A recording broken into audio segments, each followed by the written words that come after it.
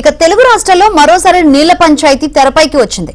తెలంగాణ నీటిని ఏపీ తరలించుకుపోతుందన్న హరీష్ రావు వ్యాఖ్యలను మంత్రి ఉత్తమ్ కుమార్ రెడ్డితో పాటు ఏపీ సీఎం చంద్రబాబు ఖండించారు.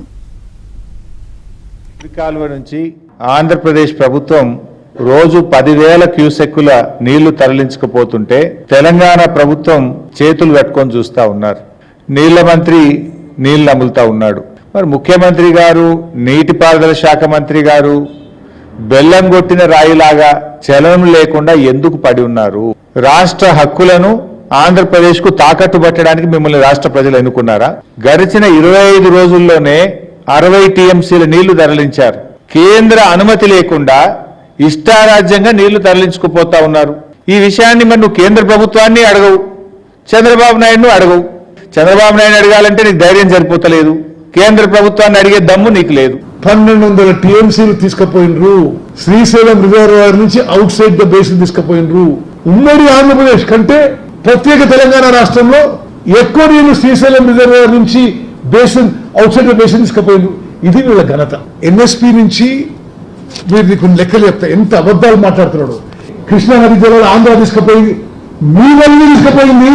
మీరు జగన్మోహన్ రెడ్డి గారితో కుమ్మక్కై ఆంధ్రాకి ఉపయోగపడే విధంగా మీరు కాన్స్పిరసీ కుట్రలేదు కాబట్టి ఇట్లా జరిగింది. Total water drawn from Nagarjuna Sagar project is 106 TMC.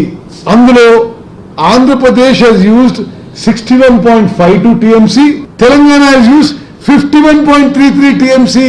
ఇది అంకెలు ఉంటే ఇంత నిస్సిగ్గుగా నిర్లజ్జగా మాట్లాడితే ఏమని చెప్పాలి?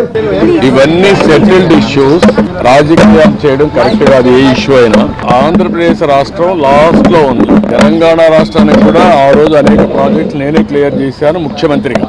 9 ఏళ్లు ముఖ్యమంత్రిగా ఉండి కృష్ణా డెల్టా మోడర్నైజేషన్ పెట్టి 20 ఏళ్లు బీమాకి ఇచ్చాను. దేవాదులు నేనే స్టార్ట్ చేశాను, ఎస్ఎల్బిసి నేనే పూర్తి చేశాను. అలాంటివన్నీ వచ్చినప్పుడు సముద్రంలోకి పోయే నీళ్లు తీసుకొని ఆంధ్ర రాష్ట్రంలో ఆ నీళ్లు ఉపయోగించాలని గోదావరి నీళ్లు ఉపయోగించుకుంటున్నాం.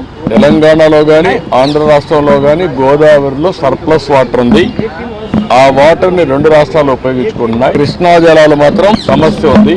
ఇప్పటి వరకు పాతగా ఏదైతే ఉందో ఒరిజినల్ గా 2 రాష్ట్రాల్లో ప్రాజెక్టులు ఏవైతే ఆ వాటరే ఉపయోగించుకుంటున్నాం. సముద్రంలోకి పోయే నీళ్లు ఆంధ్రప్రదేశ్ లో ఒకసారి ఉపయోగించుకునే అవకాశం ఉంది, అది ఉపయోగించుకుంటున్నాం. Beyond that there is no politics. అది కరెక్ట్.